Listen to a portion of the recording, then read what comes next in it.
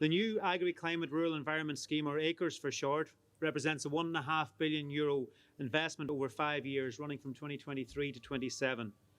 ACRES will be a really exciting and farmer-friendly scheme that will help address biodiversity decline while delivering an important income support for up to 50,000 farm families.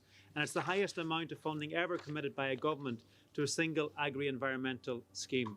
Both approaches offer attractive rates of payment, with participants in ACRES General able to achieve a maximum annual payment of €7,500, while those in ACRES Cooperation could achieve up to €10,500 per annum. As the Taoiseach has noted, we face a range of environmental challenges, notably in climate, biodiversity and water quality.